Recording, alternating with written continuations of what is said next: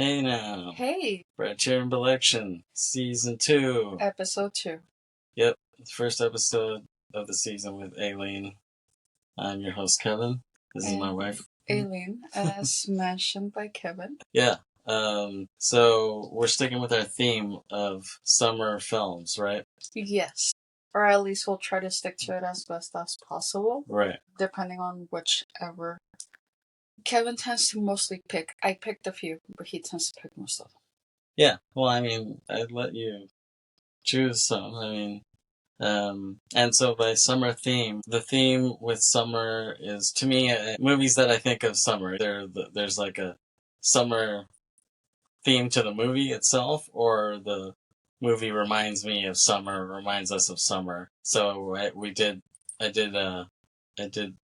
Con Air with Chris the other day, and that movie reminds me of summer because I remember it being a summer blockbuster when I saw it in '97. I saw it in the theater, and Cage had both of those movies in the theater. He had Con Air and Face Off in the same week, which is crazy when you think about it. So yeah, it's either a movie that's summery or it reminds me of summer. That's basically how we're doing the summer theme. So me and you, when we decided what movies we wanted to do, it was kind of like we were kind of a little bit confused. Like, okay, which movie should we do?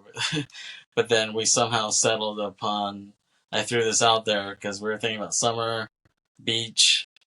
How about the beach? Leonardo DiCaprio. Yeah, he's not the only star in that, but if you just want to revolve it around him, go ahead. But he's the man. It's his movie. He's the main star. If he wasn't in it, they probably wouldn't have made it. Maybe not, but even though it has other people, for sure. Yes, it does. Yeah. So this came out in 2000, Yes. 25 years ago. That's crazy. Because I could just remember seeing this when it came out on pay-per-view. I remember it coming out, and we had a descrambler box where we could watch whatever on there that we just got for free from some guy. And so it was on pay-per-view. Very legal. Yeah, Very exactly. legal. I was watching this on there. I was like, oh, this movie's pretty good. I felt like it didn't get good reviews at the time. Yeah, I think it had a mix. Yeah. Yeah, but I always kind of liked it.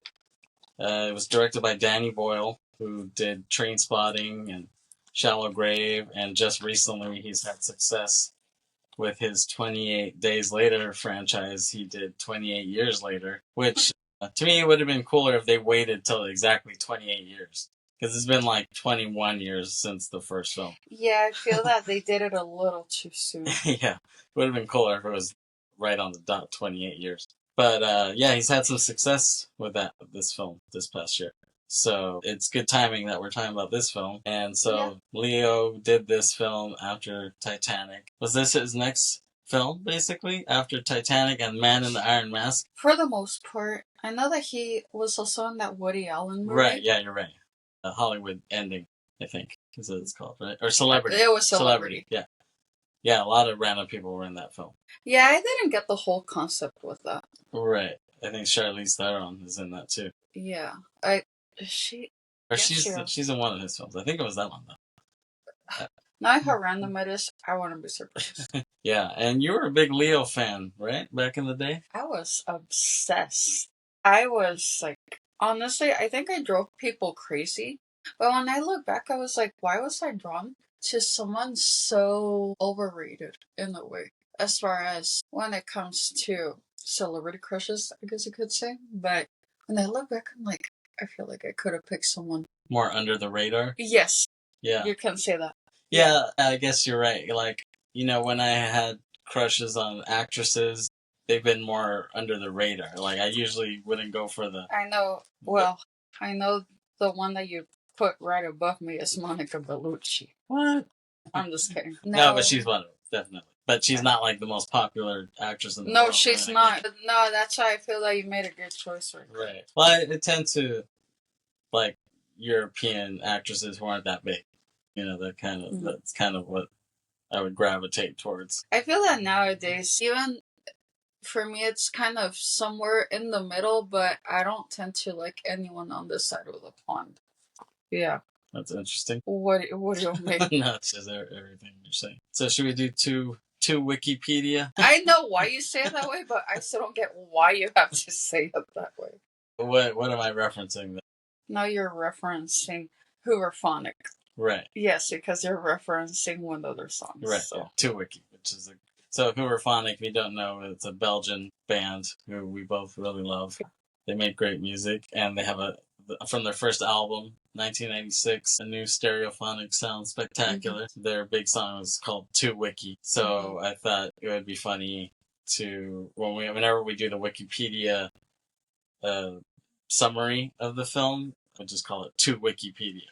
But I remember that Kevin before one time sent me a Wikipedia link to something which I don't remember what it was about, but he just said, "Here's the Two Wikipedia link," and I was just like, "Oh my god, ridiculous!" But no, actually, and now mentioning Hooverphonic, Kevin made an order from Turntable Lab, which arrived earlier today. And speaking of Hooverphonic, one of the vinyls that came in was from Hooverphonic, which was the Magnificent Tree.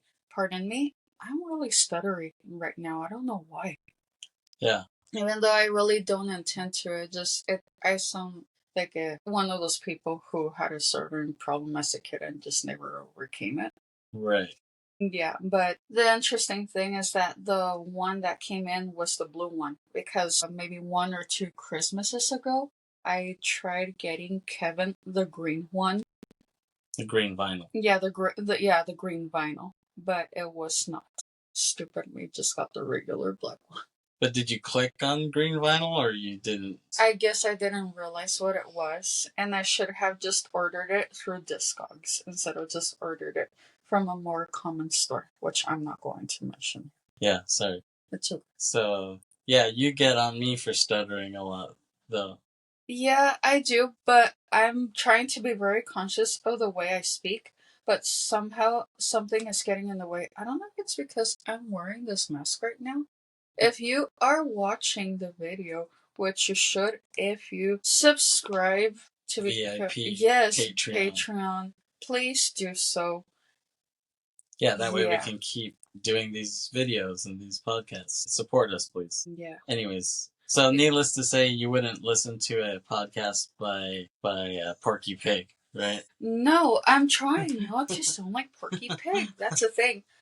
I feel that I would sound very dumb talking like that, so I really don't want to sound like Porky Pig. That's a very good example. But yeah, I'm currently wearing a mask because I'm really trying to do more skincare, because usually I feel that lately I've been really half-assing it because I'm always in a hurry, and I feel that my skin has not been looking very good. On top of the fact that these past couple weeks I haven't been focusing on my diet or exercise either, so I've been looking like shit. Which I don't mean to be self-deprecating, but I feel that I'm not looking as good as I should. So I do contribute that to my stuttering, just the fact that I'm wearing this mask, because as I mentioned in one of our other episodes before, I tend to multitask just because I feel that I'm always caught up on something, so that I try to make it for whatever time I have, and I'm wearing this mask, and I'm probably going to wear for another 10 minutes or so, or for however long. I might lose track of time and wear it way longer than I should, but yeah. That's okay. The viewers will get used to it, I think. Hopefully. Hopefully I don't freak them out. Or if you're just listening, at least you don't have to see that. So. Well, then that means that your face won't come out either. Okay, so to Wikipedia. Shall I read that? Absolutely. Okay. So Richard, a young American backpacker seeking adventure in Bangkok, stays in a drab traveler's hotel in Khao San Road, where he meets a young French couple, Françoise and Etienne.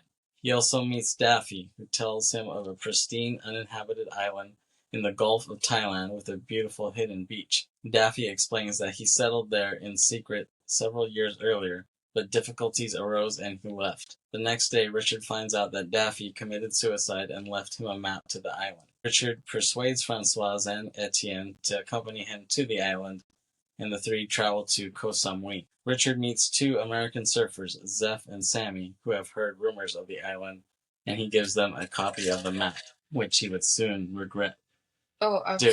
Absolutely. We'll get to that. Yeah. Some things that come to mind with this movie: Porcelain by Moby. Mm-hmm. The hella blew up from this. Absolutely. I mean, Moby was already getting kind of big with that Play album. It was like in every commercial. He had like 10,000 licenses from that album. He had songs and everything all over the world. That album was huge. And he did a really good interview with Larry King before Larry King passed. He did an interesting interview. Mm-hmm. You should watch on YouTube. It's kind of funny. But Larry King asks Moby, he's just straight up, he's like, your biggest album was Play, right? And he's like, yep. And he's like, well, why couldn't you do anything bigger than that? And then Moby's like, that's a good question. And Larry King's like, you keep saying that. He's like, that's why I'm here. I'm supposed to think of good questions. So then he kind of laughs, and Moby's like, you know what? I don't know. He's like, I tried to make albums bigger, but they never got bigger than that one. If you're at home, you should watch that interview. It's pretty interesting. But yeah, I just associate the visuals of this film with Porcelain. You just hear the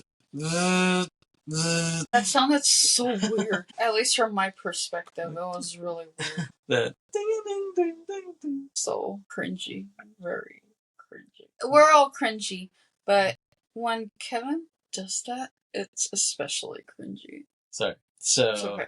Go ahead. So yeah, but I really associate that song with this film and the visuals of the beach and Leo. So the movie starts. So 20th Century Fox logo pops up. That's cool. You won't see that logo again because of Disney, or I don't know. Maybe you will if they're like a sub studio. But I thought they became Searchlight. Isn't that it? Or yeah, it became, but it changed around. It became Fox. It was like there was even like a Fox 2000 for a little bit. Mm-hmm. There's Fox 2000. There was like Fox Indie, and then that quickly became Fox Searchlight. But I don't think they have Fox Searchlight anymore, just with the whole Disney acquisition.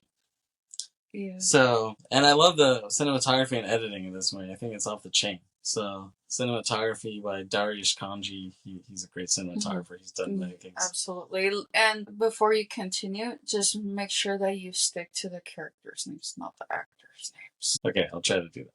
So, we see Richard, played by Leo, and he does a voiceover, and there's a time lapse where he's sitting around somewhere, and it's fast motion a little bit, and then he gets up and walks a little bit, and we see this long Buddhist statue, this gold Buddhist statue that's laying down. Yeah, it's laying down on its side. Yeah, kind of like the statue in the Sagat stage of Street Fighter, the video game. Mm-hmm. He has a similar statue. That's a good reference. Right.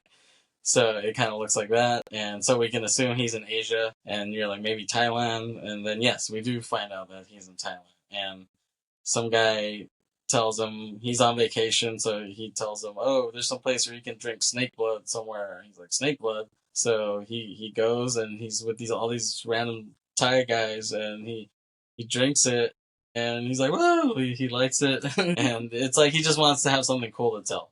You know, he just wants to have some cool vacation stories. You know, these white boy tourists, they always do crazy shit. Jeez. I'm so sick of it, honestly. Yeah. But I guess I heard Danny Boyle on the commentary, he was saying this is legal in Thailand. I believe it because I heard all sorts of crazy shit happens, at least in a lot of these Southeast Asian countries. Right. Yeah, some things are legal, and I'm like, whoa. Yeah. Yeah. And we cut to Leo. He's walking through this hall. Well, Richard.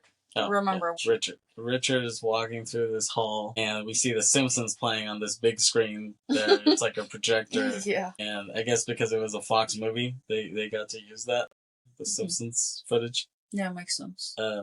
Let's talk a little bit about Leo's career at this point. I was never a Titanic fan. I never liked Titanic. I always thought that it was way too much of just some romantic story that it took away from the event, really. Right. And I think I was telling you that I think James Cameron just needed some sort of storyline. He really wanted to cover that event. He really wanted to make a movie out of the event itself, but it couldn't just be just the nuts and bolts of the event. He would have to tie some storyline out of this. So he just went with a love story that was the weak string tying the story together, but people ate it up.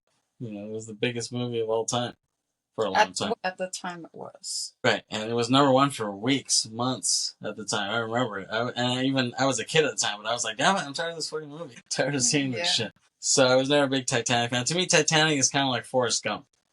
A lot of people like Forrest Gump and Titanic, but I honestly, I hate both of those movies. They're just a little too cheesy for me. I like Tom Hanks, but yeah, I like Tom Hanks too. Not our cat. Well, we like him. Cat. Yeah, we really like him. We're not referring to our cat, but we're referring to the actor this Tom time. Hanks, the actor. So, but I do think The Beach is one of Leo's best films, honestly, and Danny Boyle. I think it's a very underrated film. You don't hear a lot of people talking about it nowadays. No, not at all. Right. So, cut to Richard is in a hostel or a hotel. Is it a hotel or a hostel? It's like a combination of both. It's a hostel because it's kind of loose. It seems very loosey. It looks like it just looks like a motel to me. Right. It just reminds me of one of these places that I stayed at in Cancun, and they're just a little rundown. Right. But I think this hotel in the movie looks even worse, honestly. Right. Yeah, so he's staying at this motel and he's waiting for the bathroom, and then he sees this hot girl who wants to use it too. And that girl is Françoise, who is played by Virginie Ledoyen. Right. And she was blowing up at the time, wouldn't you say? Somewhat. For a French actress? Well, for French actors, mostly in her country. Not on U.S. side. I think they tried for her to blow up on the side, but yeah, at least with this, but I don't think she got that far with it. Right. I liked her in The Single Girl, though. Yeah. If you haven't seen A Single Girl, it's a French film. It's one of her early roles. If it's not her first role, it's one of her first few roles. That movie is the shit. I love that movie. I would love to talk about it sometime on this podcast. Even though it's a very French film, I would still love to talk about it. It's not very well known either, but it's one of my top movies, honestly. It's probably in my top 20 or 30 films, believe it or not. Yeah. I wouldn't say it's the first thing she has been on, but it is one of her earlier ones. So you saw for sure it's not... At least from her filmography, it looks like she has had... She did stuff before that? Yeah. Like when she was a kid, kind of? Because she was pretty young when she did that. Yeah, well, when she was a teenager. Right. Okay. So Richard meets her and he's smitten already. You can see that. But then she walks back to her room and she tells him bonsoir, and her boyfriend comes out and meets her, and his name is Etienne, and he's played by French actor Guillaume Canet. Yes. And he's also a director. He's a pretty good director too, in his own right, but he's been in some pretty good French movies. He also kind of looks like a certain musician, doesn't he? Or people have said that. Like, I thought people said he looks like Daniel Kessler. I don't even think he looks like him. Did anybody say that? And for those who don't know who Daniel Kessler is, he's the guitarist from Interpol. Right. But I don't even think he looks like him. Yeah, I don't really think so either. But I've heard some stupid people say that. Well, a lot of people say that about other people who don't even look alike. Right. So at that point, we see the title card of the film, and then we see Richard lying in bed, and he hears people getting it on, which we can assume is Etienne and Françoise.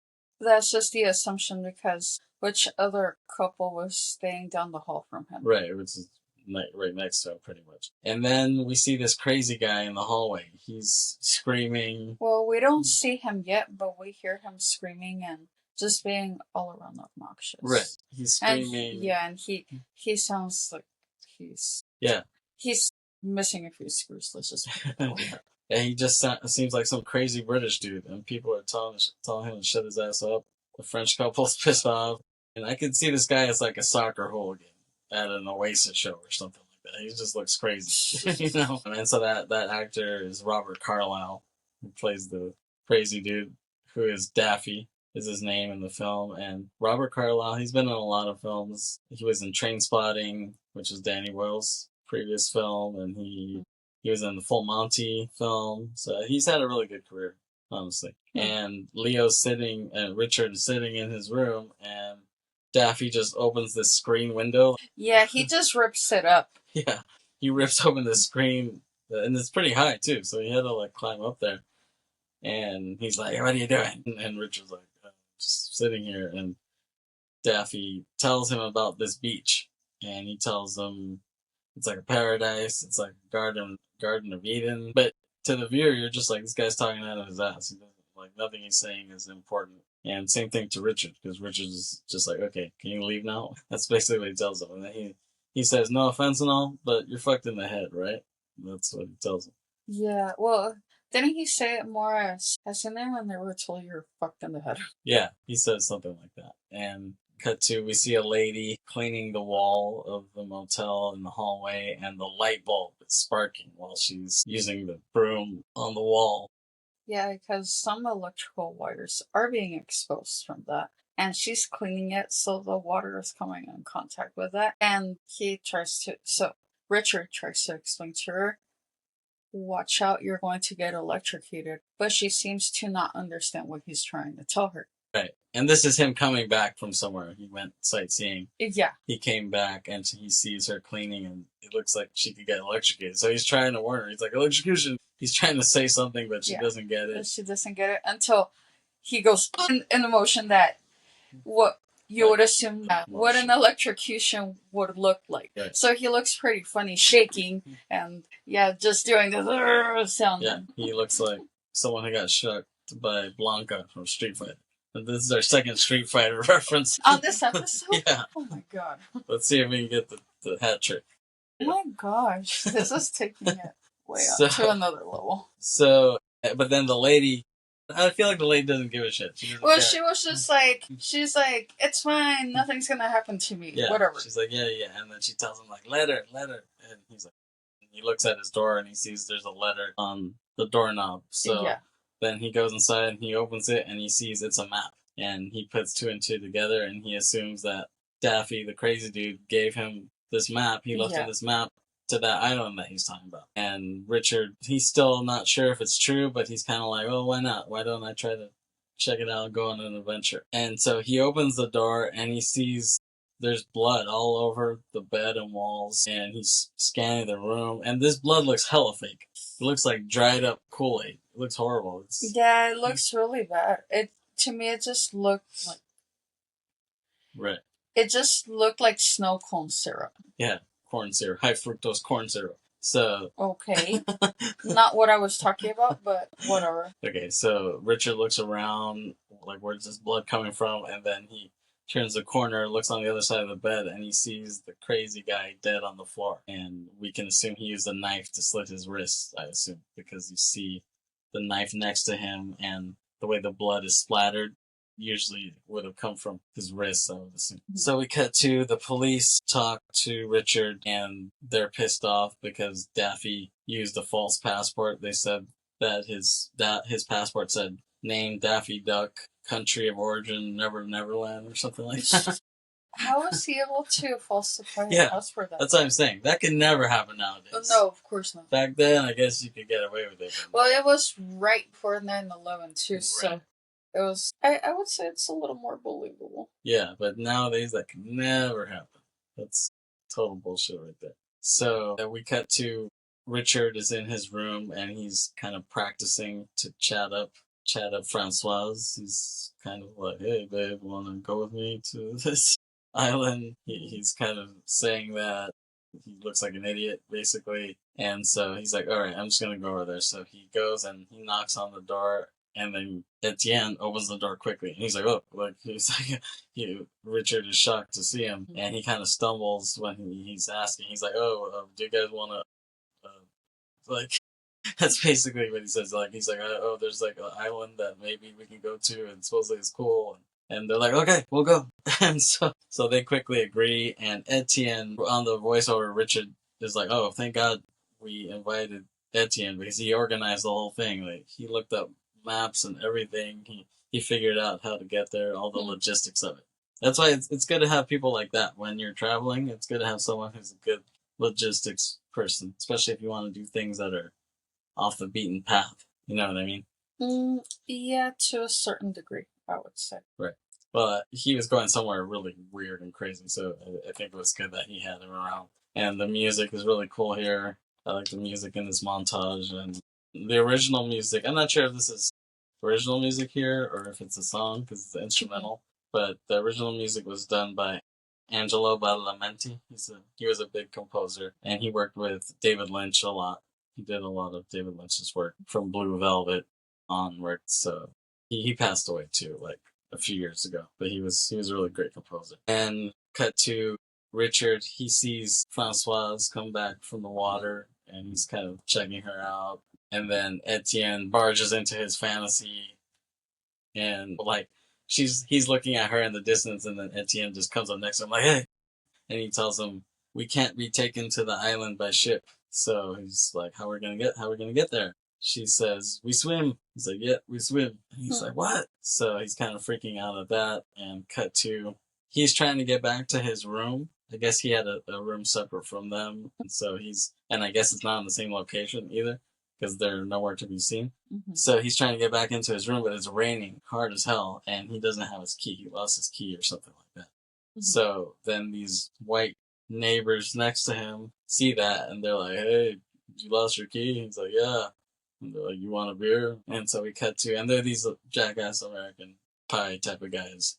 These guys are like American Pie, Woodstock 99 guys in Thailand. That's basically. Yeah, you could see that they probably had just gone to that not long before that. Right. And if you haven't seen any of these Woodstock 99 documentaries, you really should because they're pretty interesting. They're pretty funny. They're pretty I wouldn't say train wrecky. I wouldn't say they're funny necessarily. I would just watch them and it makes me think I'm glad I'm glad I wasn't there, honestly. Yeah. No, I'm glad I wasn't either. Even though there were some cool performances, it just was crazy. And when you see all the people, because in the original Woodstock, they did a lot of mudslides. There was like a lot of people playing in the mud in Woodstock, the 69 one. So you saw these guys in 99 playing in the mud. What I saw in the documentaries, they were like, oh, what people don't realize is that was shit mud. Because a lot of it was shit. It got run off from all the porta potties that were on site. Yeah, exactly. So they were playing in that. When you see these guys, it's just all brown all over them. They think it's mud, but it's not. Couldn't they smell it? Because it would smell really bad, though. I guess it just smelled bad in general, so maybe they couldn't tell. Anyways, Richard talks to these guys. He hangs out for a bit, drinks some beer with them, and he tells them his whole situation, how he likes Francoise, but she has a boyfriend. And they're like, wow, dude, like, good luck with that, basically. And then one of the guys tells him, he's like, oh, I've heard this thing that it's like an urban legend that there's a beach around here, but nobody knows how to get there. And supposedly there's so much weed you can smoke for a lifetime.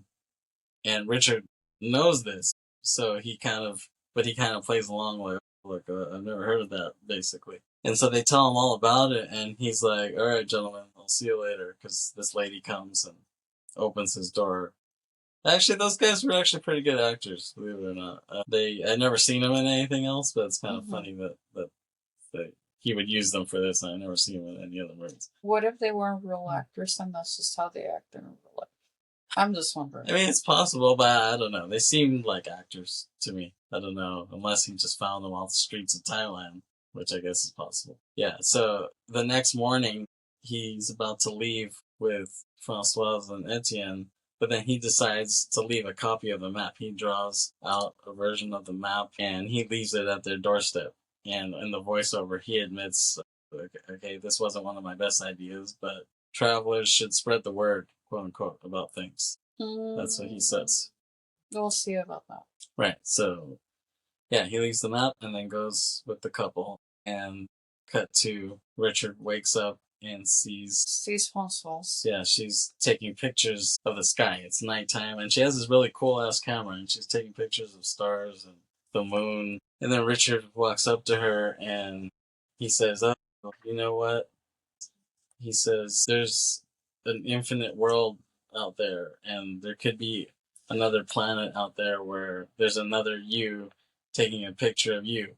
And he's trying to be all mystical and shit, and, constellational. And she says, yeah, well, that sounds kind of like the American bullshit that they say to try to get French girls to sleep with them. And basically, burst his bubble. But it's kind of funny because while he says that, we see shots of the Earth, even though when you're watching it, you feel like you should be seeing shots of the moon through her camera. It's funny that it's intercut with shots of the Earth, but I guess they're trying to show that parallel world that he's talking about. And so that kind of bursts his bubble. And the next morning, they can see the island from afar. They're within distance and they're just looking at it through binoculars. Etienne asks Richard, how many kilometers do you think that is? And then Richard says, I don't know, I'm American. I think in miles. He's like, okay, well, how many miles do you think that's? He's like, I don't know. And he's like, I don't think we're going to make it. And they're like, oh, if you never try, you'll never know. So we're just going to have to swim over there. So they're like, okay, fuck it, we're already here. Let's just go swim. So they just start swimming. They haul ass, trying to get over there, trying to stay afloat. And they're halfway there, and Etienne starts to freak out. And he's like, whoa, whoa, whoa. And Richard's like, what? What? He's like, I saw fins. And he's like, what? He's like, yeah, I saw fins, saw a shark's fin. And Richard is freaking out, like, what? Oh my god. And then... yeah, and all of a sudden, Françoise goes missing under the water. Right, she gets pulled under the water. And Richard's like, Françoise! He swims underneath, but he doesn't see her. Yeah, he can't find her. Yeah, and then you start to see Etienne's smile start to like curl, and Richard looks at them. He's like, fuck you! And so they pull the prank on him, acting like there's a shark there, and Richard is pissed. But but eventually they do make it to the island. They land there, and there's nothing there right when they land. But so they have to trek a little bit, and then they get to a point where they see this huge field of wheat. Yeah, but it's really big. Yeah, really big. So much so that when Etienne sees that, he's like, whoa, he's like, now that's what I call a lot of dope. That's what he said. Which reminds me of the CD. Like, now that's what I call a lot of dope. Okay, 25. that's ridiculous. And it just sounds really weird coming from Etienne, too. Right. Just, yeah. Because to me, the whole thing, it just sounds very American. Yeah. And not in a good way. I agree. So it's weird that they had him say that line. So they walk a little bit, and then Richard sees a monkey on a leash, which he thinks is weird. And then he sees a guy sleeping on the ground with a gun. Sees a Thai guy on the ground with a rifle. And Richard's like, oh, shit. So he's trying not to make a sound, but he's kind of far from Etienne and Françoise. So then he kind of starts running over there, but quietly. But then the monkey starts making a lot of noise. The monkey's like, and it wakes up the guy on the ground. We cut to see Richard telling Françoise and Etienne, oh, there's a guy there. He's kind of whispering, there's a guy there. And so he's like telling them to shut up. And then we see all these guys come out with guns, looking around. Because they're like, oh, like, if this monkey is making noise, that could only mean one thing. So they just all start looking around with their guns. And we see Richard and the two crawling through the field of weed. They're crawling, trying not to get seen. And there's a point where the monkey sees them. But Richard sprays this water bottle in the monkey's face, and the monkey runs off.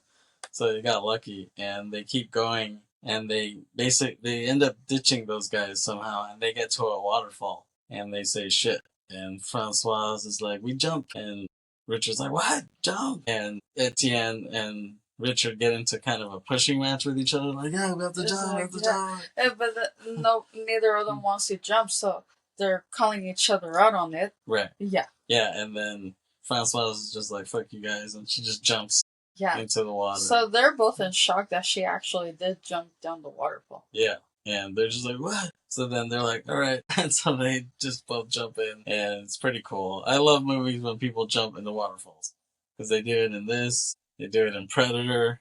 Schwarzenegger jumps into the waterfall, which is a great scene. Movies with jumping in waterfalls are good. Okay. That's a rule. So, and they shout at her because they're in the water and they're like, Françoise, but then she bounces up and they're like, oh, okay, and she's alive. So they're celebrating in the water and they're just hugging each other in the water, and then we see the legs of this guy standing there and he's clapping, and it's this British dude, this black British dude, based on his accent, and he's like, wow, you guys are brave. It took me an hour to jump down that. And that actor, he's a cool guy. He was in Peep Show, which I really liked. The great British show. And they actually tried to do an American remake, but it was horrible. So I'm glad it bombed. It was really bad. Yeah, just I don't get it when they try to recreate all these things and it just doesn't work. Yeah, exactly. Like part of what makes things cool is because it's in that culture. So when you just try to like Americanize it, that's what makes it lame. But I'm glad nowadays they don't do as many remakes because people can just watch anything on Netflix. Like they don't have to watch the American version of something. They can just see the original on Netflix. And Yeah. you know, there's no people are more well rounded now. People are more experienced with other cultures, so it's not like a culture shock to them anymore.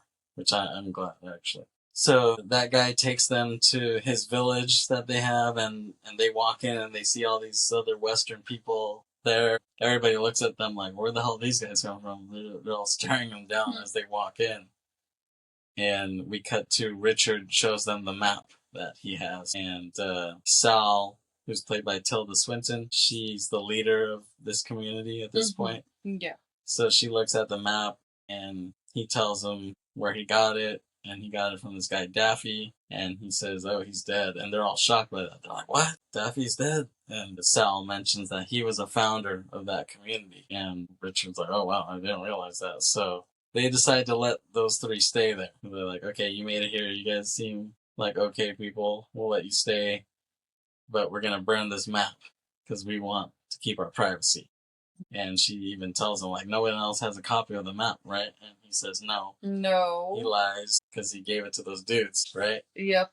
And you can tell when he sees her burning it, he could feel like a little guilt in his eyes. Yeah, you know what I mean? yeah, Like, you can see it. He's like, yeah, nobody. And then at that point, we hear porcelain kick in again. Oh. Yeah. I mean, porcelain and this movie, they just go hand in hand to me. I think these two things will always be linked in, at least in my brain. And then we cut to, it's like a cool little montage with the porcelain playing, and we kind of see everything that goes on in their community. We see how they live day to day. And then they all sleep together in this big den that they have, like their big cabin, I guess you could say. It's pretty cool. So, and Sal explains that the Thai weed farmers there, they let them stay there because they felt like, I guess they thought they were cool. So they let them stay, but they don't want anyone else to come. And they're supposed to stick to their sides. The Western people stick to their side there, and the farmers stick to their side. And they don't fuck with each other, and those are the rules that they have. So Sal explains that.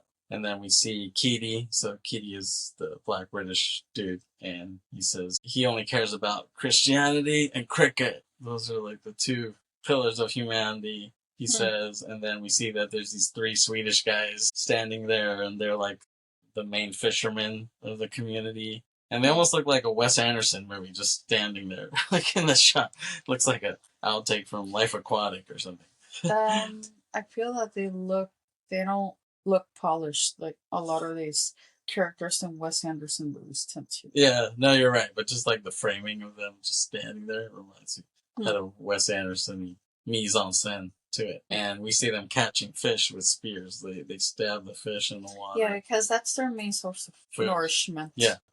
Yeah, the only meat they pretty much eat is fish. And we cut to Europeans of the community are playing soccer on the beach while Richard just sits there with Francois watching. And yeah, this is where I really first saw Tilda Swinton. Yeah, this was also the first movie that I saw with Tilda Swinton. Yeah, and I thought she was really cool, like from seeing her in this. And then she kind of started getting bigger. So then I saw her in The Deep End, which she did a bit later. And then I saw randomly on HBO this one night, she was in this movie called The War Zone, I believe.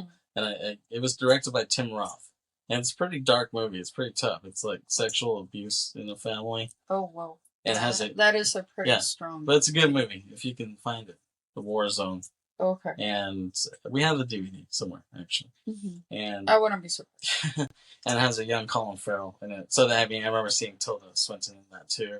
And I remember she has a small part at the end of Vanilla Sky. And I was like, yeah, like she's getting bigger. That's really cool. I was really into her at the time.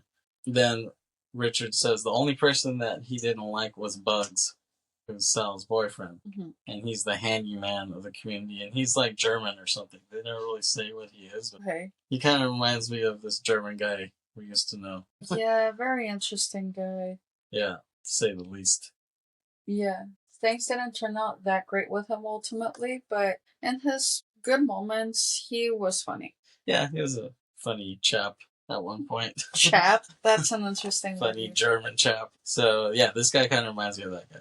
So they have a rule where they tattoo each other. Like the last person who arrives tattoos the next person. Yes.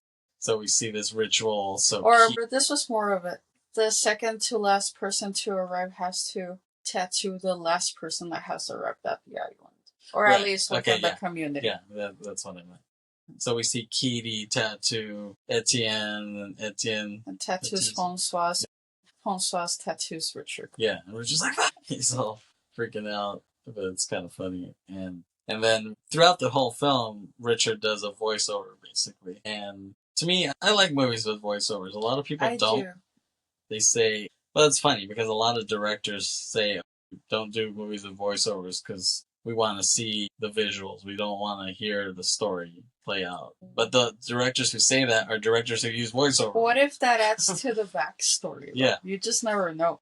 Well, speaking of voiceovers, we mentioned somewhere at the end of season 1 that we were going to talk about a certain movie. And I'm not going to mention those hints again, but the one hint that I will say is that this movie does have a voiceover, and he's a really good actor. He's not featured in the movie himself. You just hear him do the voiceover. You just hear him narrating. That's all. Right. But he has been in other really good movies. And we did talk about another movie that he was featured in. Right.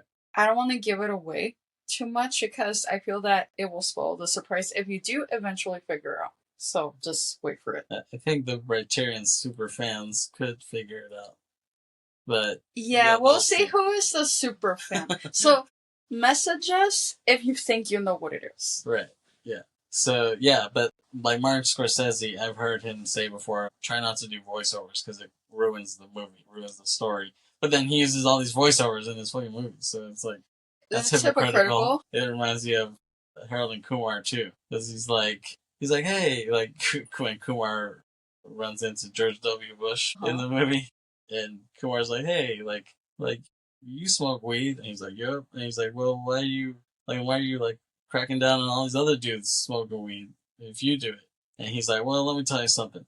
He's like, you like hand jobs? And Kumar's like, yeah. And he's like, you like giving them? He's like, no. And he's like, well, you're a hypocrite too. That's so stupid. That's not the same thing. Come on. That's funny. I think me and Chris will talk about the Harold and Kumar's 1 and 2. Not 3. 3 was horrible. That's not Briterion material. I'm just letting you know. You guys do it, but if I were really to run Briterion, and I'm not trying to be elitist or anything, but I would have picked more quality material than that. I'm just saying. So what would you rather have, Harold and Kumar or Sandler movies? Neither. Well, if it were a Sandler movie, it would be Uncut Gems. You know that. But okay, comedies. Like comedies only. Okay. The only one that I really like of his is Big Daddy. You think that's Briterion worthy?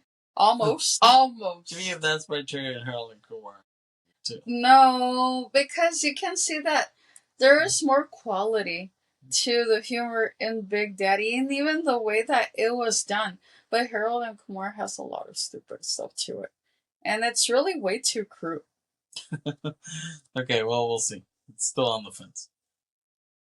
Well, yeah, but if I do it... But at least I was allowed to watch that movie by myself in the theater when I was 12 years old. So... Oh, Big Daddy? Yes. Because how were you alone watching that? Because my aunt and uncle were going to watch another movie, and I didn't want to watch it. Because I didn't want to have to be sitting next to them, so they let me watch Big Daddy by myself, and that's how it happened. Right. Yep. Okay. That's interesting. So, we see Richard sitting on the beach, and he says on the voiceover, this was paradise, except for one thing. And then we cut to Francoise. Him and Francoise are looking at each other. And then he says, desire is desire wherever you go. And they look at each other. And it's like almost like she wants him now. Like she wasn't feeling him at first, but then there's some sort of chemistry they have now. In this shot, from what I see. Like, so when I first saw this, I was like, what? Is she actually liking him now? Like, she's still with her boyfriend, though. Yeah, I guess she couldn't help but notice him at that point. Right.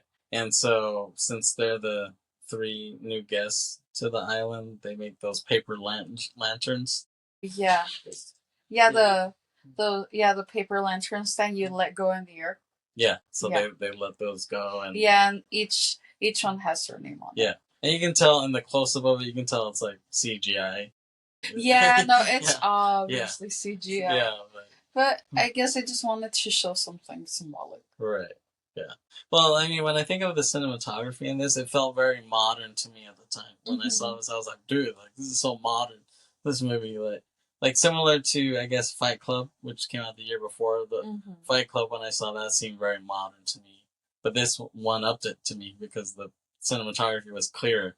That's one thing I don't like about David Fincher. I don't like his dark cinematography. His cinematography is too muddled for me. I know it adds a lot to his movies because he does a lot of dark content in his films, but I prefer brighter colors, brighter cinematography in my films. I prefer a Tarantino kind of look, an Almodovar kind of look. That's the kind of cinematography I like. And then we cut to Richard is checking out Francoise again, and Katie sees that, and he walks up to him, and he points out everything that he doesn't have, basically. He says, well, number 1, you don't speak French. Number 2, he speaks French. Number 3, he is French. And he says, number 4, you don't got a bleeding chicken in hell's chance of getting with him. And that sounds like something Simon Cowell would do. Sounds ridiculous, honestly. Besides, I shouldn't even mention Simon Cowell. He has no cool factor to me at all. No, but it was funny when he would say shit like that. And then we cut to, they're pulling out one of the Swedish guy's teeth because he has a toothache. Yeah, well, what happened is that he urges Sal to let him go back to the mainland to go see a dentist, and she said, there's no way I'm going to let you. It's just going to have to get done here somehow. And he is just screaming in pain. Yeah. So they just pin him down. They just end up having to extract it themselves. Yeah. Yeah. And he's dying in pain, and everyone else is laughing. Not even laugh at that. Honestly, to me, saying something like that is just gruesome. To me, it really is. I don't know what you think. I agree. And that Bugs guy especially is laughing his ass off. Bugs is such an asshole. I hate him. Yeah. I can't stand him. Yeah. But these Swedish guys having some sort of illness, that's kind of a precursor to what comes later. And this is nowhere near as bad as something that happened. Which we'll get to. And we see Sal. She lays there kind of like the Buddhist statue. She has that same sort of pose with the thing on her forehead, and she kind of checks out Richard somewhat in a weird way. And it's funny because she's done a lot of cultural appropriation in her time, I'd say. Yeah. Kind of unintentionally, but it's happened. How do you know it's unintentional? Well, I think because at that time people weren't aware of things like that, whereas people now are more woke, quote unquote. So that wouldn't fly nowadays. People wouldn't even put that in the script. The fact at the time, I feel like just people didn't think about it. And then Francoise invites Leo. She says, "Oh, you want to check out the beach with me?" She tells Richard, and he's like, "Okay, sure." So they walk onto the beach and they talk, and she actually tells him that she likes him a lot. And he's like, "Really? You do?" Like, this came out of nowhere. And I mean, and as the viewer, you're like, what the hell is she doing? Isn't she with the other guy? So then they go swim, and she points out, oh, this is where the plankton glow. Yeah, she was saying that whenever they're stressed, they tend to glow. Right. And then they start making out underwater, Richard and Francois, and then they take off each other's clothes to this All Saints song that's on the soundtrack. And yeah, we can assume they went all the way there. And the next day, Richard and Etienne are cutting some trees with machetes that they have. They're cutting some trees for some reason. I guess just to clear out the way. And Etienne tells him, I want to talk about Francois. He's like, what do you want to talk about? And he says, I want her to be happy. And he knows that they hooked up, basically, at that point. But I wonder how he figured it out. Did he just have a... Or maybe maybe that, or maybe she even told him. Maybe she was just like, I want to be honest with you. I don't want to lie to you about it. And then, but Richard is like denying it, isn't he? Yes, he is. Yeah, but Etienne's like, hey, I don't care. She's happy. That's all I want. And then we cut to Etienne is sitting in the rain, and everyone else is under the shade, but he's sitting in the... And this Swedish guy is telling Richard, oh, It's like it's hard to catch fish in the rain because it's dark and there's not as many fish out, and it could last days. So you're basically trying to say that they might not be able to eat anything for a few days, which is pretty scary, right? But then Richard's just like, fuck it, I'm just gonna go out there. So he just grabs a spear and he goes out into the water. And they're like, what the hell is he doing? And he just goes out there and he's there in the water, and then all of a sudden the people on the shore are trying to get his attention. They're like, hey, and he's like, what? And but it's raining too hard, so he's like, oh, I can't hear you. And they're like, they're like pointing, and then finally you hear one of them say, shark. And so he looks around, but then I think he like doesn't want to fall for it because he got burnt before with that, right? He thinks it might be another prank or something. So, but he does turn around, and then he sees this big fin. And it's approaching him, actually. And he's like, oh shit. And so he starts swimming back in a hurry, and everyone else is freaking out on the beach. And then, so we cut to, it's like a flash forward, and everyone is clapping for him in the den. He looks all like he's bragging. He's trying to take credit. Yeah. So you don't know what happened. You're a little confused as the viewer. So then he said, okay, first you have to remain calm and have no fear. And so we see intercutting of him and the shark as he tells them the story. And he says, he's like, you know what, when you see the shark right there, you're looking at his face. And he's like, I just thought, I will not die today. But he's really like, I will not die today. So he's kind of fighting with the shark, and then he ends up stabbing and killing the shark. And that's what they end up eating. Because it's big enough to feed all of them, right? Yeah. So, yeah, and he's the hero. Well, that's how he ended it. He said that as the shark approached him and he stabbed him, he said that the shark finished by telling him, Richard, enjoy your dinner. And everyone just starts cheering. Yeah. But then that Bugs guy is antagonizing him. He says some bullshit like, oh, like shark, so you think you're a tough guy because you killed a shark? And he just looks at him like, fuck you, basically. So cut to, they have a meeting with Sal. Sal tells everyone that the rice bags that they have gone bad. Yeah. Some fungus got in there. So she says, someone will have to go with me to the mainland to buy rice. Like, who wants to volunteer? But nobody volunteers, nobody raises their hand. And she's kind of like, oh, don't all do it at once, sarcastically. But then she's like, Richard, you're coming with me. But he's hesitant about it. And then she said, who agrees that Richard should come with me? Yeah, and everyone they all raise their hand. Yeah. So then, he's so like... Right. So he's like, alright, I guess... Or should I say, now he's obligated to... Right, yeah. So we cut to all the people on the island giving him their orders. They're like, I need this, I want bleach, I want this, I want that.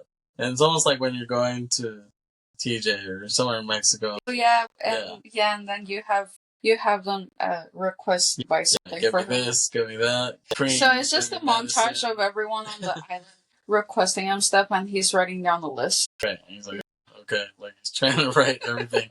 And then Bugs comes up to him, he sits right in front of him, and he's like, what do you want? Well, he's like, what do you want me to get for you? But then Bugs out of nowhere just grabs his balls, grabs his crotch, and he's like, ah! And he tells him, like, when you get there, keep your hands to yourself, keep your dick to yourself, too. He's like, oh, God. Just going crazy. But then he lets go. He's like, so, yeah. So he goes back to the mainland with Sal, and then he sees all these jackass tourists, all these Western tourists there. And I remember seeing this at the time. It kind of made me hate tourists at the time, watching this in the film. And he hates them in the movie, too. Because you just see all these people are just partying and raving. And to me, that's like what I see when I see, like, touristy parts in Mexico. That's the same sort of thing that I see. Just American jackasses or some European jackasses or Australian jackasses like getting drunk and puking everywhere. And that's a surround sea experience. Right. And it's like the natives, the people who live there, they tolerate it because it generates money. In an ideal world, I don't think they would want them there. Well, now that we're talking about this, let's talk about the recent events of foreigners living in Mexico City, more specifically Americans, and a lot of the locals want them out of there. Right. Yeah, they do. And I felt like sooner or later something like that was going to happen because it's just overkill now. Yeah, it is. And this is placing a lot of the locals that now they can't afford to live anywhere. Yeah, exactly. So I had a feeling that was going to come sooner or later. When you think about it, most Americans and most Mexicans, they have a different mind state. They have a different state of mind because they come from different backgrounds. So it's weird to me that they look at the world differently, but then Americans are trying to be in Mexico City and they don't realize the environment that they're in and the people's state of minds there. They just think like everything is gravy, but they don't get how they see the world. You know what I'm saying? Mm-hmm. And that's something that you have to keep in mind when you're in another country. You just have to, you can't just act like you're just back at home doing whatever. Like you have to take people who live there in mind and you have to think about how they see the world and they don't see it the same way you do. You think they do, but they don't. So I think that's where a lot of tourists are selfish in that sense. But seeing this in the film reminded me a lot. And we see Richard, he's on the phone, he's on a payphone talking to his family, you can assume. He's like, oh, you can kind of tell you can't hear them, but you can kind of tell what they're asking. Mm-hmm. And he's like, oh, yeah, we're just thinking of staying a couple months, maybe a year, and you can assume his family's like, what? Like a year? What the fuck? And then he's like, well, I like it over here. Like, I liked it a lot more than I thought it would. He's trying to justify him staying at the island. And it's funny, we see Sal, she has this back tattoo on her upper back, which is weird. I wasn't sure if that was real. Do you think that was real or if it's fake? They're sitting at the bar at that point. Oh, you mean that it's really hers in real life? Yeah. I don't think so. I think they just did it to her dad. Because, I mean, this character she plays seems very different from her, especially now in her life. It seems very different. So if that's all acting, that's pretty good acting. Because I bought her as kind of a stupid English chick in this, whereas like, I feel like when you see her, not just now, but in other roles, she doesn't seem that way at all. No, she really doesn't. Right. And then all of a sudden, these guys come out of nowhere while Richard and Sal are sitting at the bar, and it's those guys from the beginning who he met at that random shack that he was staying at. And they're like, hey, dude, it's Richard. He's like, hey, we're going to go to that island he told us about, dude. And Sal's sitting there, like, listening to the whole thing. And they're like, yeah, dude, we're going to go. And he's like, no, it's not real. It's not. It's bullshit. And they're like, no, like, you drew us the map. You gave us the map. We're going to go, bro. And Sal's, like, fucking pissed off. Kill him and them. But they're like, yeah, bro. But then it's funny because Richard he's kind of an asshole to them. He's kind of like, dude, it's not fucking real. Get the fuck out of here. He kind of tells them that, and they're like, dude, like, what a dick. Like, then they're all pissed off at him. And so Sal overhears the whole thing, and she can tell that he told them and gave them the map. So she asks him when they walk away. She asks him, do they have a map? And he says no, which is a lie, right? Yeah, of course. And she's relieved, and she says, okay, like, then we don't have to tell the others that. Like, if they don't have a map, then we don't need to tell them that these guys might end up showing up. So she's like, it'll just be our little secret, basically. And then she observes them on the beach, those guys, and she says, oh, I don't think they have them in them anyways to make it. Like, she doesn't think they're strong enough to make it through the waterfall and all that stuff. Which I kind of would agree with her in that moment. I was like, I don't see these guys making it through that.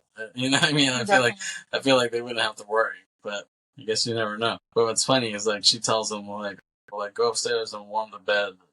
It's like what she says. Warm the bed. Yeah. And he's like, what? And then we cut to them boning. Yeah, which is unexpected, especially when you're first watching the movie. Right. And then, the fact that she's with Bugs and he's kind of with Francoise at this point. It's, yeah. Yeah. I don't think she's really into Bugs as much as you would think. Yeah, so, I mean, shortly after that, they're kind of asleep, and he's worried, and he says, Sal, I just have a question. And she's like, it was very nice. And then he's like, no, it's about Bugs. And she says, Bugs is my boyfriend. You're someone I just had sex with. Now get some sleep. I may choose to have more sex before breakfast. That's what she tells him. He's like, okay.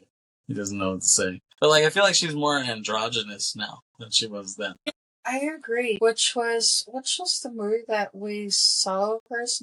Yes, it was the Almodovar film, which I forget what it's called. Yeah, was it The Room? Something about The Room. Yeah, but even though for Almodovar, I didn't think it was that. It's not his best film. I mean, but it could just be the fact that he's working in English for the first time, like a full-length film. He did his short film with Tilda, too. Which I think is cool that he would work with her in general, because I think she's a cool actress. Yeah, over time she's gotten a lot more androgynous. Yeah. Which is, if that's what she wants to do, more power to her. Yeah. It's just very different from this film, this era of her. So they go back to the island, and he gives everyone their crap. He's like, "Here you go, here's your crap, your bleach, this shit, here's everything you wanted. Here's your source, yeah, whatever else you all ask. your crap." And then Francoise pulls him aside, and he's like, "How was it being with Sal?" But he's like, "Yeah, it was cool." And she's like, "Did you do something with her?" And he's like, "No, I didn't do anything with her," which is a lie too, right? When you think about it, he's kind of an a-hole. He's kind of an asshole. No, I agree. We should do Richard is trash. If you don't know what Kevin is referencing, Funny or Die did a segment on Zach Morris from Saved by the Bell, showing how much of a piece of shit he is, and it's called Zach Morris's Trash. Yeah, I swear we could do a clip of like intercutting all the bullshit he does in this movie, and yet it's kind of a happy ending still for him. Yeah, we could do Richard from the Beach is trash. No. Because, okay, think about it. Okay, starts off the movie, he makes the map. He gives the map to those guys. That's like one of the first stupid things he does, right? Which he shouldn't have done. Because even Daffy, in his crazy state, told him, like, don't tell anyone. Don't tell anyone about this. Yeah, exactly. Right. So he gives those guys the map. He steals the guy's girlfriend, right? He steals Francoise from Etienne. Yes. He goes off with Sal and hooks up with her while he's supposedly with Francoise. He comes back and lies to her. He lies to Sal that nobody has a copy of the map, which is a lie. And then he kills some Swedish guy. You're getting way ahead. Guys. Okay. That was a huge spoiler alert. I was not expecting Kevin to already ruin that. Okay, sorry. Yeah, let's be more chronological with this content, please. Sorry. Save that for later. I think you should have saved that for the end. Next time, I'll just interrupt you. I always keep going. Because, that just... Right. Big time. Anyways, so he lies to Francois saying he didn't do anything with Sal. And she's like, okay, fine. I believe you. In that moment, she does. And then we cut to, and they take this group picture on the beach where they all jump. And it's just like, this reminds me like of a picture we would take at work. In fact, today at work, we took a picture similar to this. Yeah. Well, to me, this would be a picture that we would take at work too whenever we would have a big event. Yeah, exactly. So it's just one of those cheesy group pictures, and they're at the beach and they're like, yay, and they all jump. And we cut to him, he's playing a Game Boy. And then all of a sudden... Yes, while he's sitting on the hammock. Right, yeah. And then all of a sudden we hear someone screaming, just like blood-curdling scream. And then so they run out, and one of the Swedish guys was hurt. And he got bit on the leg and back by a shark. Yeah, it looked really bad. Yeah, it looks really bad. It looks really realistic. The makeup was pretty good. Yeah. And then in the commentary, he was like, oh, he really got bit. That wasn't makeup. No, but it looks really realistic. The makeup. And then I thought it was just one of the guys, but then it ended up being two of the guys got bit, right? Because they were all just hanging out there, and the shark just pulled up and bit the shit out of both of them. And so at this point, for me, this is like beginning of the end of the community. When this happens, it's like the beginning of the downfall. Because everything is cool, but then when some shit like this happens, like, it's hard to bounce back. Yeah. Because it's like, so they need medical attention, but then you don't want to, give up your secret island, right? So one of the guys is just laying on the beach, and it's just a bloody trail. You see his body, it's all bloody, and they like had to drag it in. And so Sal tells one of the guys, oh, we can take you to the hospital, but you can't reveal where this happened. Yeah, like, just tell the doctors you don't know where this happened. And then he wants to know, he's like, oh, what happened to my friend? And we cut to the other friend is dead. He's dead. And so they give him a little funeral there, and one of the other guys sings redemption song, Bob Marley. I feel that if you want to destroy me in some way, just play me that song. Why? Because it's too sad? Yes. Did you ever hear the Joe Strummer version? I may have heard it before, but I feel that the Bob Marley one is the one that just really does. Right, yeah. So I think it's a great song. Yeah. Yeah, it's kind of sad. And it's weird, the Joe Strummer version, he did it on the album, like, right before he died. Jeez. And it's pretty good. It's weird that he has, like, auto-tune on it. If you listen to it, like, you can hear the auto-tune on his voice when he sings. I think it's cool that Joe Strummer would do that, do a cover of that. because the Clash were pretty inspired by reggae. Well, I can see that in some other songs. And so after that funeral, they kind of try to get back to normal. All the people on the island, they try to just go on with their cool, fun lives, but then they just hear the guy screaming in pain. It's just like, ah! And they're just like, shut up! Like they just don't have any sympathy. He almost got killed. Yeah, exactly. They just don't want to hear it anymore. They just want to keep having fun. And this is the guy who so far has survived. Right. The whole thing. Right. Yes. Etienne, he tries to take care of the guy. He's the only one who really tries to take care of him, while everyone else is annoyed that the guy's still alive. And that's basically what Richard says on the voiceover. He's like, either die quickly or you live. Like, don't do it in the middle. It's kind of what he says. Like, don't die slowly. And so they end up dragging him out to die. And yeah, he's pissed off. He's like, it's fucking bullshit. Fucking animals, fuck you. He keeps saying that. And they just let him die and they just go back to playing. So I thought that whole thing was fucked up. I just feel that was very insensitive of her. Right. To say the least. Sure. How do you do that to another human being? Yeah, exactly. Cut to Richard is asleep and he has a nightmare about Daffy. And he's going back to where he found him in the room, and it's just this bad flashback nightmare. He wakes up and Sal is right there, like right on top of him. Right when he wakes up, and she says, "Oh, come with me." So she drags him, and we see this shot through binoculars, and then we see people on the beach that they see through the binoculars. And Sal tells him, like you see those people? Mm-hmm. And he's like, yeah. And she's like, it looks like they have a map in their hands. Mm-hmm. And then he's like trying to deny it, but she's like, no, she already knows he did. He did give them a way to get. Yeah, exactly. So she tells him, like, you have to stay here every day and try to get that map back. Otherwise, the farmers will kill him and they'll kill us all too. And so he's like, every day? And she's like, yeah, you stay your ass out here. So she basically forces him to stay out there and keep watch and try to intercept them. I mean, they don't expect them to come anytime soon, but when they do, his ass better be ready, is what she's trying to say. And we cut to Francoise comes out of nowhere and just slaps the shit out of him. She's like, you're big. And he's like, what's that for? And she says, oh, I found out about you and Sal. And he's like, what? And he's like, how? And she's like, everybody knows except me. She's telling everyone you guys had sex. And now he's pious. He's like, fine. And then he sees some farmers walk by. And he's like, farmers. And then this goes to the cheesiest part of the whole fucking movie. Okay. Which is, he's like, I decided to make a video game out of this. So he turns into like Crash Bandicoot, like a dumber version of it, as he like walks through the woods, walks through the jungle, and yeah, this is pretty cheesy. I thought it was really cheesy. Well, to say that. Yeah. Yeah. Yeah, and I think Danny Boyle just wanted to have something, a different medium. Thought it would be cool to interject that, but it just came out cheesy.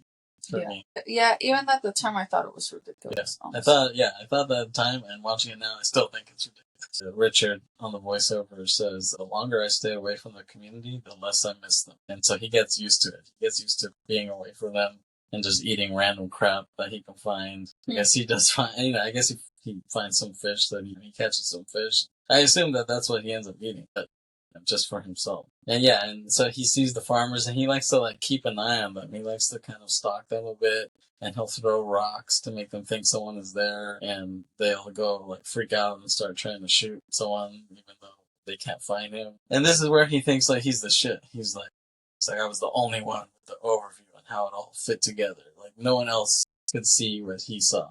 Like, Sal couldn't see the farmers there. The farmers couldn't see that those new people showed up on the beach yet. And he's the only one who knew how everything fit together. Mm-hmm. And then we cut to him eating a caterpillar. And it's like no editing. He just eats it all in one. This is one of the few caterpillar eating scenes. The only other one I can think of is Lion King, right? Yeah, but there it makes sense. Yeah.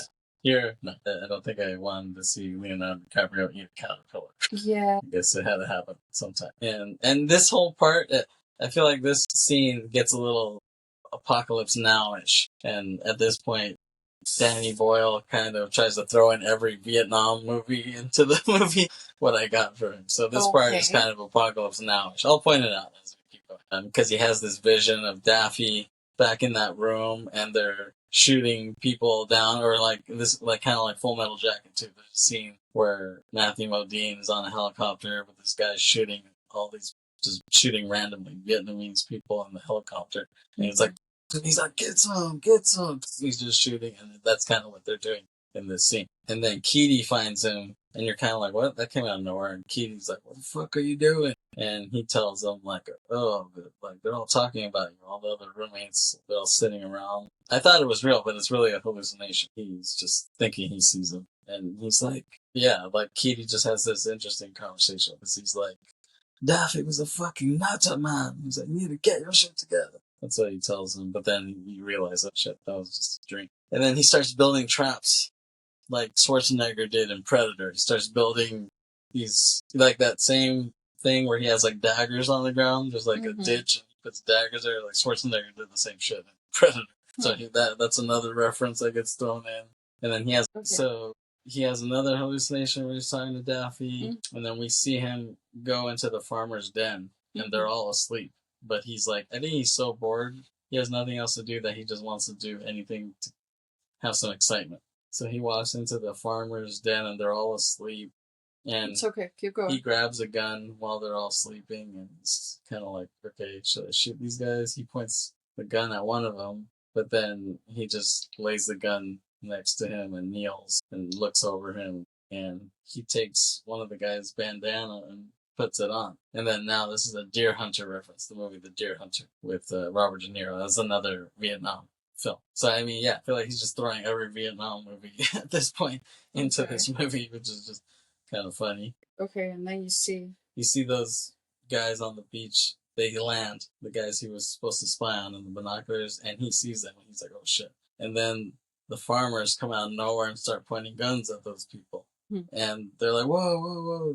They say, oh, we're American tourists. We found a map, but we made a mistake. Like, we're going to go now. That's basically what they do. But then those guys are like, no, they don't speak English, I don't think. And they're just, and Richard is watching all this. And those guys, they try to give him money. They're like, hey, here's some money. And they seem to kind of back off a little bit at that point. They're like, here, take some American money. But then one guy, he's kind of skittish, and he just ends up shooting one of the guys and killing him, because these guys have like semi-automatic rifles. So yeah, pull the trigger, you're done. So that guy just pulls the trigger, he shoots that guy, and then but one of his boss, of the farmers, he kind of yells at him. He's like, "What the fuck?" So his boss is like, "What the fuck did you do that for?" And they're kind of arguing, and Richard is seeing this, and he's like, "Oh shit!" And he's freaking out, because he's like, "Oh shit, they're gonna kill all these guys." Because at that point, it's either you let them all live or you have to kill them all. Yeah, exactly. Basically. So then they just like start killing them all, start pulling the trigger, and then there's one last girl who runs away, and she kind of seems like she's gonna get away, but then she sees Richard on the ground, and for some reason he does this weird tiger sound, like he goes like that, and she's like, what? And then they shoot her and kill her. So they just kill all of them. It's pretty bad. And then one of the farmers thinks he spots Richard, so they run after him, and he's like, oh shit. So he's being chased by them. One of the guys falls in to the ditch, and he's like, he's stabbed, and he's basically dying at that point. And then he keeps running, and he's like, oh shit. So he has to jump into the waterfall again. Yeah, basically, like in Predator, he jumps down. And when you see this movie, it makes Thailand seem pretty scary. It does. Like, it actually you would, I mean, like, come on. When you think about it, this movie, Only God Forgives, makes Thailand look pretty scary, and the American remake of Bangkok Dangerous does. But maybe that was just because it had Nicolas Cage, and Nicolas Cage is scary in general. Well, yeah, he can be. But I don't think Thailand is supposed to be that scary. They just made scary references in these films. Yeah, I don't think it really is. I think this and those movies make it look pretty. Right, yeah. So then Richard makes it back to the community den, and he looks through the window. It's kind of like a screen, basically, is what it's made out of. And he's looking through. So he sees Sal making a speech, and then everyone starts dancing, and they're like raving. in their little den, and then there's that weird little bald dude. He thinks he's like a DJ because he's like playing like air DJ. He's like, yo. Okay. Yeah. And then Francoise runs out of the den, and then Richard just grabs her. Yeah, he grabs her hardcore, but then she slaps the shit out of him. She's like, ah! But then he pins her down. He's like, I need to talk to you. And we cut to her speaking to Etienne in French. Basically, she tells him what Richard told her. Like, 4 people got killed. They're American tourists. But then he doesn't want to leave that last Swedish guy there. He's like, oh, I can't leave him. Like he's, the last one. I don't want them all to die. I don't want all these Swedish guys to die. And then we cut to everyone dancing. And this looks like the Don't Lab, like the Do Lab in Coachella. Coachella would have the Do Lab where they would have some video of all these weird ass people dancing to it. So as a joke, Kevin said that it shouldn't be called the Do Lab. He said it should be called the Don't Lab. So we just started calling it the Don't Lab ever since. So this looks like that, but believe it or not, this place has better music than the Do Lab. Weird. And that's saying something. Yeah, exactly. And then one of the Thai farmers finds them. He finds their den, and he can see through the hut, and he's pious. He's looking out like, what the fuck are these guys doing? You guys are just partying and dancing while these other people show up, and we had to kill them. So then Richard is with Etienne and that last Swedish guy, and he just makes an executive decision, and he just clips his nose. He just holds down he just pinches his nose to cut off his breathing. Yeah, he ended his life that way. Right. Yeah, and he's crying while he's doing it, even though it's like, okay, well... Well, I guess his way was that the way he sees it is that he wanted to end his suffering, but it was a pretty cruel way of handling the situation. Yeah, exactly. Yeah, I mean, Etienne was saying that his leg was turning gangrene, so Richard just decided to make that executive decision. Yeah, well, his leg was turning gangrene, and in reality, it was going to kill the rest of him eventually. Right, yeah. And they would have... I mean, I guess it could have cut off his leg. Yeah, but I don't think they had the tools for that. I don't think they had the equipment for it, so that's why he did need to go to a hospital. The thing is that Sal told him that he couldn't tell them how that happened or where it happened. Right. And so it's like, what choices do you have now at this point? Right. So, like I said, Richard is trash. So the farmers come into the den and they just shoot up the place. The main farmer guy, he does speak English, and he tells them, he's like complaining to them basically. He's like, oh, I need to feed my family. He's like, you guys bring all these people, you need to kill them all. So he's pious, and they gave out the map, and so they're like, oh, you give the map. It's like, everyone has the map. And he says, you guys go home. Everybody go home. And everyone's like, yes, sir. Like, everyone, they're like, we don't want to die. Yes, we're going to go home. But then Sal's like, no. And then he's like, what? And he's like, no. She's like, I won't leave. She's like, this is my home, too. But in a way, that is kind of like, I guess they were trying to show, like, colonialist, right? Oh, yeah. No, that's what I got from it, right. Really. Yeah, but this was kind of ahead of its time, because that's more of a conversation going on now. Yeah. But the fact that they were showing that, yeah, it's kind of interesting. But the farmer guy's pissed off, too, but Sal's like, no. I was like, I want to stay. And then she sees Richard. She's like, this is all your fault anyway. She's pissed off at him. Like, you copied the map, and everyone's pissed off at that point. Mm-hmm. And then the farmers see Richard, and he gives Sal the gun. He's like, okay, kill this guy. Mm-hmm. And everyone's like, ah! Everyone's freaking out at that point. All the other people, all the other Western people. Mm-hmm. But then I guess he makes it like Russian roulette, because you see him take out some of the bullets. And I guess he only has one in there. Mm-hmm. So he's like, kill her, and he eggs her on to shoot him. He's like, come on, kill him, shoot him. She's like, all right. And so she just puts the gun next to Richard, in Richard's face. And he's like, oh, don't. And then she pulls the trigger. So she pulls the trigger, but nothing comes out. And Richard starts to laugh at that point, which is like a cheesy fake laugh that he does. I hate that. Yeah, I don't get it. It's a stupid laugh. Yeah. Why do you laugh at that? I don't even think it's funny. And then everyone else starts to leave, and the farmer guy, he kind of smirks. But then when everyone starts to leave, Sal's like, no. Like, it's like she sees her empire crumbling at that point, kind of. And so they left Sal there, and they go back. You see them, we cut to them on like a makeshift raft. Everyone who survived is kind of, whoever fits on it is there, and whoever doesn't is holding on to the side to make it back to the other part of the island. And it's kind of funny. So I guess Leo eventually Richard. No, but I'm saying Leo the actor. Leo the actor eventually was saved from some sort of raft, right? Leo wasn't able to make it in the Titanic, right? But Yeah, because there was no room on that door, quote unquote. Right. But at least here he gets on the raft. That's some consolation. Right? Yeah, but it all worked backwards because on Titanic he actually did something good for Rose, and he ended up getting stabbed in the back by letting him die. But here he was an asshole, and he got away with everything. Right. Yeah. And then it dissolves, and we see this map on the wall. We see this map made out of computer chips, like those green computer chips, and the camera zooms back, and we see this global map, and we see it's an internet cafe, and there's all these G3 Macs, and I love that. I mean, this is what my computer class looked like when I had computer class in '99. Yeah, same here. That's exactly what it looked like. Same here. I remember at my middle school the computer lab looked like that. Right. We were living the dream at the time. And so Richard walks into this internet cafe and he checks his email. And to me, internet cafes, they're pretty obsolete, don't you think? They're so obsolete nowadays. But you still see them. I mean, I see some. Yeah, pretty rare. Yeah. They're pretty rare now. I mean, in the U.S., it was never really a thing. I mean, it somewhat was, but just not as much as you would expect it to. Right. Yeah. So, yeah, he's at this internet cafe. I think he's still in Asia somewhere. Yes.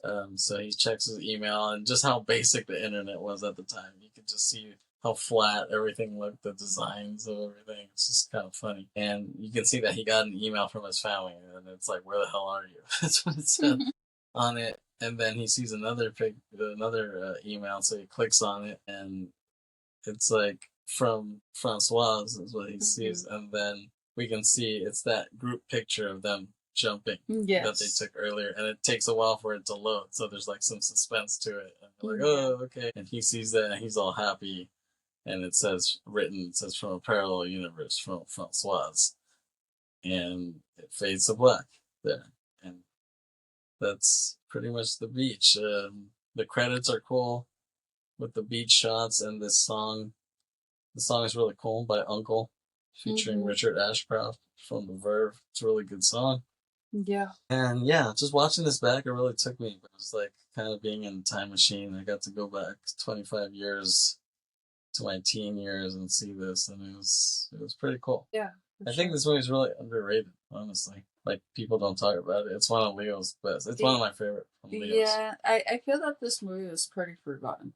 Yeah, exactly. But I think it's pretty good. I mean, I think Danny Boyle, he's really good at finding good foreign actors, Thai actors. You know, he wasn't familiar with them. He just found them, but they were pretty good. And I remember seeing this speech that Danny Boyle did where he was saying something like, film is not a British medium, which I thought was interesting. But he's pretty damn good at it. Like, because, I found this thing. It said, in remarks reported by the Daily Mail, Boyle said, "It's a terrible thing to say at the home of British film, but I am not sure we are great filmmakers, to be absolutely honest." He added, "As a nation, our two art forms are theater in a middle-class sense and pop music, because we are extraordinary at it."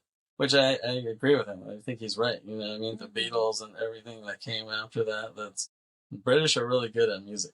Yeah, they were able to, in the sense, make it better. I wouldn't say that a lot of what was done before was already really good, but they did a different take to it. Right. And they continue to do it. Like, Britain still puts out a lot of pop music that's popular around the world. So I would agree with him on that. So that's why he was saying, I don't think filmmaking is really our dominant art form, but he's pretty good at it. I think Danny Boyle has made some great films. Like, one of my favorite films is Slumdog Millionaire. I love that movie. No, that's a good one. Which we might talk about sometime soon, because I think of summer when I think of that movie too. And it's interesting though that we'll be repeating directors though. Well, it's not the first time we've done it. That's true. And so I didn't realize that The Beach, it was based on a book by Alex Garland. And so when I saw the name Alex Garland, like the director guy, I was like, yes, the director guy, Alex Garland. So I guess he wrote books initially. He started out as a novelist, and then Danny Boyle liked his writing, so he had him write the script for 28 Days Later, which Danny Boyle directed the first one. And I thought Alex Garland was a young guy because I feel like he came out of nowhere. Like the first time I heard his name was with Ex Machina. I had never heard of him before that, but I didn't realize he wrote all this other stuff. Like he wrote 28 Days Later, 28 Weeks Later, Never Let Me Go, he wrote, and then he finally directed Ex Machina, he directed Annihilation, he directed Men, he directed Civil War last year, he directed Warfare this year. He also wrote the 28 Years Later, so he's done a lot of stuff. Like I said, Darius Kanji did the cinematography, which is great. I love him. He's worked with Wong Kar-wai quite a bit. And he was originally supposed to do Before the Rain film, but I guess it's a Macedonian film. I really like that film. Yeah, that's a good film. Really good. He was the original cinematographer on there, but I guess he didn't get along with the director or something like that, so he left that film and they got another guy. But yeah, he's a really great cinematographer. And yeah, anything else you want to say about The Beach? Yeah, don't forget that we have to do the Rotten Tomatoes ratings. Oh yeah, Rotten Tomatoes. You got that? Yes, I do. Okay, this should be fun. This should be really fun, actually. Okay. So I don't think critics liked it at all, especially at that time. So I'll say 68. No. Too high? Yes. Yeah, oh, damn, that's pretty bad. Okay, I'll say 45. Too high? Damn! Yes. See, I'm telling you, this shit's underrated, because it doesn't get good reviews. Okay, I'll say 25. 21. Damn, that's horrible. It's really bad for this movie. That's really bad. I mean, that's the thing. Critics need to reappraise this shit, and it starts here, Briterion. But that's pretty low. Yeah, it is. That's hella low. So audience now. I'm assuming it's a lot higher. Way higher. We'll see about that. Okay, based on your reaction, okay, I won't, maybe not super high, but I'll say 67%. Too high? Okay, 60? 57. Oh, damn. That's still not very good. No, it's not. Because for the critics, it has a tomato splatter, and for the audience, it has the knocked over popcorn bucket. So yeah, and for the critics, this was out of 123 reviews, and for the audience, it actually has over 100,000 reviews. Yeah, that's a lot. Yeah. But I think, yeah, people need to reappraise this, and that's why we're starting this campaign here on Briterion, because I just feel like this is a great underrated film from one of the masters of recent cinema, I would say. If you loved 28 Years Later, you need to watch this shit, because this is one of his best films, I think. Yeah, I think so. And Leo, in his youth, this is one of his few starring roles while he was still kind of young. Yeah. After that, he kind of got old fast to me. Yeah, something about him seemed like he just hasn't aged that great. Right.